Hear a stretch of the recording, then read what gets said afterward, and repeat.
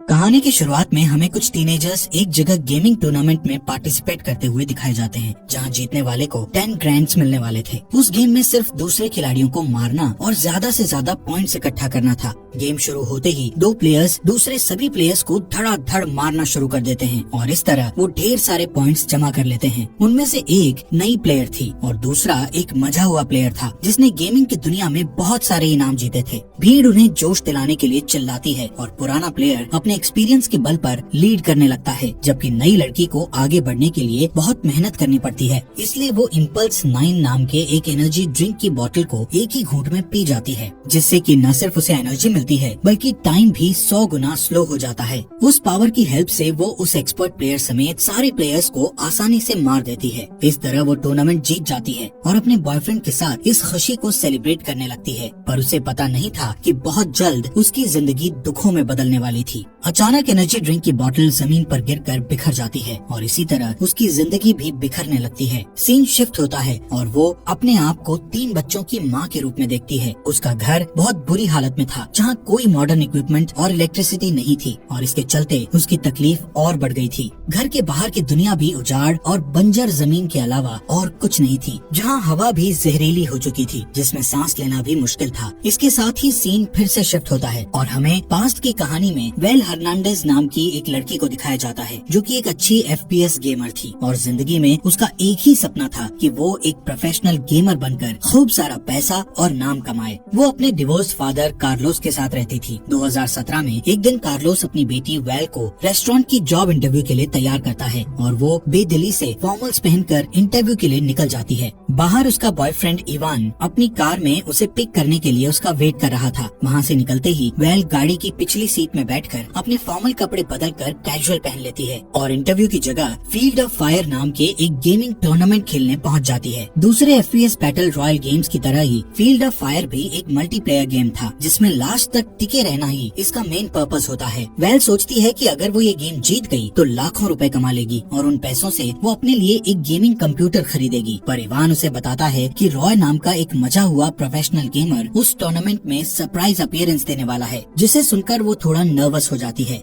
जल्दी ही वो लोग गेमिंग एरिया में पहुंच जाते हैं, जहां रॉय अपने फैंस के साथ फोटो खिंचवा रहा था। पहला मैच शुरू होने से पहले इवान वेल को समझाता है कि उसे इमोशंस की जगह पूरे फोकस के साथ खेलना चाहिए ताकि वो किसी तरह फाइनल्स तक पहुंच जाए, लेकिन वेल उस घमंडी रॉय को हराना चाहती थी। थोड़ी देर में ही सारे प्लेयर्स अपने अपने कंप्यूटर्स के सामने बैठ जाते हैं और गेम शुरू हो जाता है। गेम की शुरुआत में वेल लीड कर लेती है, लेकिन थोड़ी ही देर में रॉय उसे आसानी से पीछे छोड़ देता है। वो इतना कॉन्फिडेंट था कि गेम के बीच बीच में वहाँ मौजूद क्राउड के साथ इंटरेक्ट भी करता रहता था। इसका फायदा उठाकर वेल कुछ पॉइंट्स जमा कर लेती है और वो जीतने ही वाली थी, लेकिन गेम को फिनिश करने के बजाय वो रॉय को मारकर गेम से आउट करने की कोशिश करती है, पर उसका दांव उल्टा पड़ जाता है और रॉय उसे मारकर गेम से बाहर कर देता है। इसके बावजूद वेल फाइनल्स के लिए क्वालिफाई कर जाती है, जो कि अगले ही दिन होने वाला था। जब वो अपने बॉयफ्रेंड के साथ गेमिंग एरिया से निकलने लगती है तो रॉय वहाँ पहुँचकर उसकी नकल उतारकर उसको चिढ़ाता है। फिर वो अपने फैंस के साथ सेल्फी लेने चला जाता है। इस बीच जब इवान अपनी गाड़ी लेने के लिए जाता है, तब कोजिमा नाम का एक आदमी वेल के पास आकर उसे कहता है कि उसे गेम जीतने के लिए सीक्रेट मालूम है। ये सुनकर वेल हैरत में पड़ जाती है, लेकिन उसके कुछ पूछने से पहले ही वो आदमी उसके हाथ में अपना बिजनेस कार्ड देकर वहाँ से चला जाता है। घर पहुँचने पर वेल बिना कोई आवाज किए चुपके से अपने रूम में जाने की कोशिश करती है, लेकिन उसके डैड उसे देख लेते हैं। वेल के पास कोई चारा नहीं था, इसलिए वो सारी बातें उन्हें सच बता देती है, जिसे सुनकर उसके डैड को बहुत गुस्सा आता है और वो अगले दिन से उसे रेस्टोरेंट जाकर उन लोगों से जॉब का इंटरव्यू लेने की रिक्वेस्ट करने के लिए कहते हैं। लेकिन वेल अपने डैड को समझाती है कि अगले दिन उसके टूर्नामेंट का फाइनल है, जो उसके फ्यूचर के लिए ज्यादा इम्पोर्टेंट है। पर सभी पेरेंट्स की तरह कार्लोस भी उसे समझाता है कि ऑनलाइन गेमिंग का कोई फ्यूचर नहीं है, लेकिन वेल अपनी जिद पर अड़ी रहती है और उसकी बात को इग्नोर करके अपने रूम में चली जाती है। थोड़ी देर बाद वो अपने आज के खेले गए गेम को पॉडकास्ट पर देखती है, जिसमें रॉय को फर्स्ट पोजीशन पाते हुए देखकर उसे बहुत गुस्सा आता है है। तभी उसकी नजर कोजिमा के बिजनेस कार्ड पर पड़ती है और उसे ध्यान आता है कि उसने उसे गेम जीतने के सीक्रेट के बारे में बताया था। बदला लेने की तड़प और जीतने की चाहत में वो तुरंत उसके दिए हुए एड्रेस पर जाने का फैसला करती है। जल्दी ही द गोल्डन सॉसर नाम के गेमिंग कैफे में वो पहुंच जाती है, जहां पर कुछ लोग अपने कंप्यूटर्स पर वीडियो गेम्स खेलकर एंजॉय कर रहे होते हैं। तभी कोजिमा उसके पास आता है और उसे बैठकर गेम खेलने के लिए कहता है। वेल को इस बात से हैरानी होती है कि आखिर कोजिमा ने उसे अपना बिजनेस कार्ड क्यों दिया था, पर वो गेम खेलने के लिए बैठ जाती है। वो उस गेम में हाईएस्ट लेवल चूज करती है, जिसे कंप्लीट करना उसके लिए बहुत मुश्किल था। ये देखकर कोजिमा उसे इम्पल्स 9 नाम का एक एनर्जी ड्रिंक देते हुए कहता है कि ये कोई मामूली एनर्जी ड्रिंक नहीं है और वो चाहे तो उसे ट्राई करके देख सकती है। ये सुनकर वेल उस ड्रिंक का एक घूंट पी लेती है और अचानक उसके आसपास की सारी चीजें उसे स्लो मोशन में चलती हुई दिखने लगती है, जिसकी वजह से उसके लिए वो इम्पॉसिबल लगने वाला गेम बहुत ही आसान हो जाता है। फिर पलक झपकते ही वो रियलिटी में खुद को टेबल के दूसरी तरफ बैठे कोजिमा के सामने पाती है। जब वो उससे पूछती है कि उसे क्या हुआ था, तो वो उसे बताता है कि जो भी इम्पल्स 9 पीता है, समय उसके लिए स्लो हो जाता है और उसे ये एनर्जी ड्रिंक पीते हुए 1 घंटा बीत चुका था। वो उसे ये भी बताता है कि आप जितनी मात्रा में इस एनर्जी ड्रिंक को पिएंगे, टाइम भी उसी रेशो के हिसाब से स्लो होता जाएगा। ये कहकर कोजिमा उससे एक बॉटल ड्रिंक के बदले $500 की डिमांड करता है, जिसे सुनकर वेल शॉक्ड हो जाती है। उसे लगता है कि टूर्नामेंट जीतने के लिए एनर्जी ड्रिंक का इस्तेमाल करना चीटिंग है, पर तभी कोजिमा के फोन पर रॉय की कॉल आती है, जिससे उसे ये पता चल जाता है कि रॉय भी गेम्स जीतने के लिए उस एनर्जी ड्रिंक का इस्तेमाल करता था। इसी वजह से वो दूसरे गेमर्स के मुकाबले अनबीटेबल बना हुआ था। ये सब जानने के बाद वेल इम्पल्स 9 की बोतल खरीदने के लिए तैयार हो जाती है। अगले दिन गेम शुरू होने से पहले वेल इम्पल्स 9 की बोतल को अपने कीबोर्ड के पास रख देती है। गेम शुरू होने से पहले वो उस एनर्जी ड्रिंक का एक छोटा सा घूंट लेती है। फिर अल्ट्रा स्लो मोशंस की बदौलत वो गेम में लीड करने लगती है। ये देखकर रॉय भी इम्पल्स 9 का कुछ घूंट लेता है और तेजी से रैंक्स पार करते हुए टॉप पर पहुंच जाता है। इससे डेस्परेट होकर बिना कुछ सोचे समझे वेल ड्रिंक की पूरी बोतल पी जाती है, जिसके नतीजे में वो एकदम स्लो पेस में पहुंच जाती है और उसका पूरा फायदा उठाते हुए वो रॉय के अवतार को मारकर पूरा टूर्नामेंट जीत जाती है। उसका बॉयफ्रेंड इवान और सारा क्राउड उसके लिए चीयर्स करने लगता है। वो दोनों एक दूसरे को किस करने लगते हैं कि तभी एनर्जी ड्रिंक की बोतल जमीन पर गिरकर टूट जाती है। यहाँ से सीन शिफ्ट होकर वापस उस जगह पहुँच जाता है जहाँ हम वेल को एक बेकार से घर में चेयर पर एक बच्चे को गोद में लिए बैठा हुआ देखते हैं। थोड़ी ही देर में मैले कुचैले कपड़े पहने इवान वहाँ आता है और बच्चे को सुलाने के बाद उसे तैयार होने को कहता है। वेल बहुत कंफ्यूज थी और अपनी पूरी एडल्ट बॉडी और अपनी उंगली में वेडिंग रिंग को देखकर हैरानी से हाँफने लगती है। वो थोड़ी राहत पाने का सोचकर नीचे जाती है, पर वहाँ और भी 2 बच्चे उसे मम्मी कहकर बुलाते हैं, जिसे सुनकर वो डर जाती है और घबराकर घर के बाहर निकल जाती है। वहाँ वो लोगों को टेंट में रहते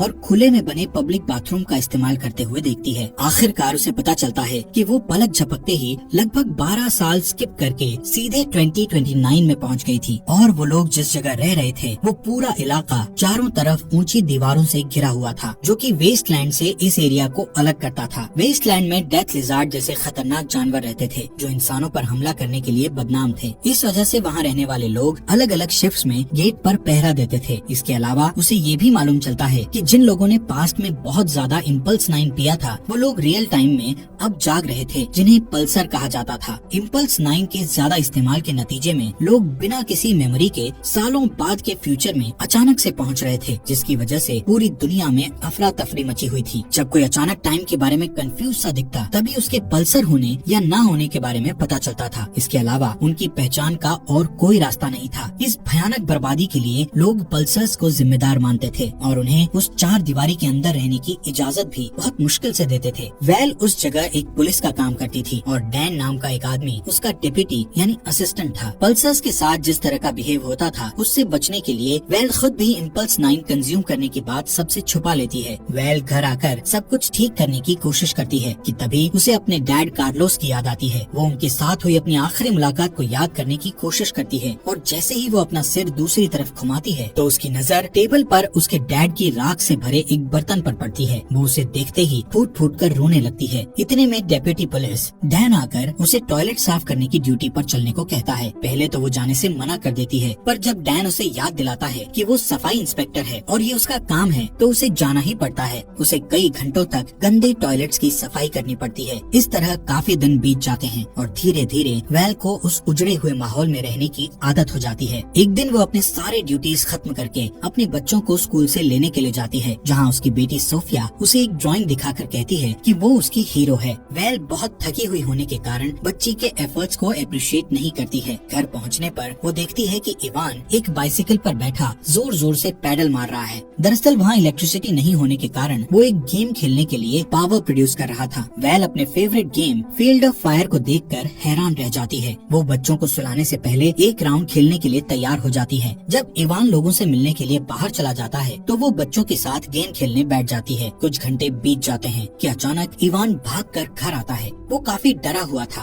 और वैल से कहता है कि वो आज अपनी गार्ड की ड्यूटी करना भूल गई थी, जिसकी वजह से गेट पर पहरा देने वाले डैन को अंदर आने का मौका नहीं मिल पाया और वो डेथ लिजार्ड का शिकार बन गया। दोनों तुरंत वहाँ पहुँचते हैं, जहाँ डैन की वाइफ वैल पर बहुत गुस्सा होती है। अपनी गलती पर शर्मिंदा होते हुए वो वापस घर जाने को होती है, पर तभी इवान उसे याद दिलाता है कि उसकी ड्यूटी अभी पूरी नहीं हुई है। ये सुनकर वो उदास मन से अपनी शिफ्ट पूरी करती है और घर आकर दुखी मन से फूट फूट कर रोने लगती है। इवान उसे प्यार से समझाता है और तसल्ली देता है। वैल को महसूस होता है कि वो इस नई दुनिया के लिए फिट नहीं है और इसीलिए सब कुछ छोड़कर वो वेस्टलैंड घूमने का इरादा करती है। लेकिन जाने से पहले वो इवान को एक लेटर लिखकर उसे बता देती है कि वो एक पल्सर है। अगले दिन वो कभी वापस ना लौटने का इरादा करके निकल जाती है। जब इवान वो लेटर पढ़ता है तो उसे बिल्कुल विश्वास नहीं होता। अगले सीन में हम देखते हैं कि वैल बंजर जमीन पर भटकते हुए एक बेकार पड़ी बिल्डिंग के पास पहुंचती है। वो उजाड़ बिल्डिंग असल में कोजिमा का gaming cafe the golden saucer था। वैल उस कैफे के अंदर जाती है और इधर उधर देखती है। कोजिमा को एक काउंटर से निकलते देख उसे हैरानी होती है। वो देखती है कि कोजिमा पर उम्र का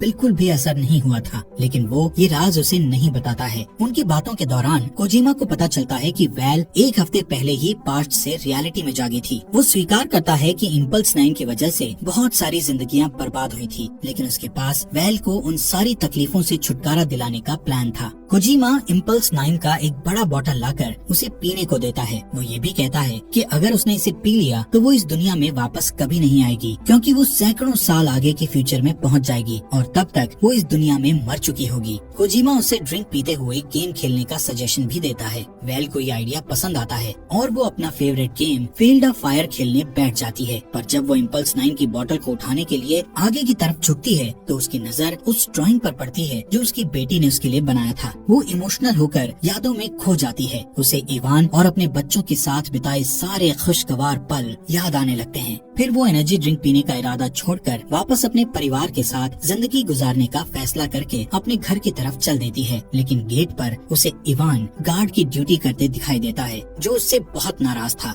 वो उसे अंदर आने से रोक देता है और वैल से कहता है कि उसने सबको धोखा दिया है। वैल अपनी हर गलती के लिए उससे माफी मांगती है। अभी उनकी बात चल ही रही थी कि उन्हें दूर से गोलियों की आवाज सुनाई देती है, क्योंकि डेथ लिजार्ड्स उनकी कम्युनिटी की तरफ बढ़ रहे होते हैं। तब इस बात का खुलासा होता है कि डेथ लिजार्ड्स दरअसल नॉर्मल लोगों का ही एक ग्रुप था जो इंसानों का मांस खाया करता था। उन्हें पास आता देखकर इवान जल्दी से वैल को अंदर कर लेता है और इसी बीच अलार्म बजने लगता है, जिससे सभी लोग डर जाते हैं। एक औरत उसे बताती है कि सब लोग खाई की तरफ जा रहे हैं, क्योंकि अटैकर्स को रोकने के लिए कोई भी पूरी तरह तैयार नहीं था। ये सुनकर उसके दिमाग में एक आइडिया आता है। क्योंकि कम्युनिटी के सारे लोग उसके धोखे से नाराज थे, इसलिए वो उनके भरोसे को जीतने के लिए एक प्लान बनाती है और अपने हस्बैंड से कहती है कि वो यहाँ रहकर डेथ लिजार्ड्स को जितनी देर तक हो सके रोकने की कोशिश करेगी। इवान उसे छोड़कर जाना नहीं चाहता था, पर वो उसे बच्चों की खातिर जाने को कहती है। इस पर वो मान जाता है। फिर वैल इम्पल्स 9 का बड़ा बॉटल, जिसे वो अपने साथ लाई थी, उसे निकालकर लड़ाई के लिए तैयार हो जाती है।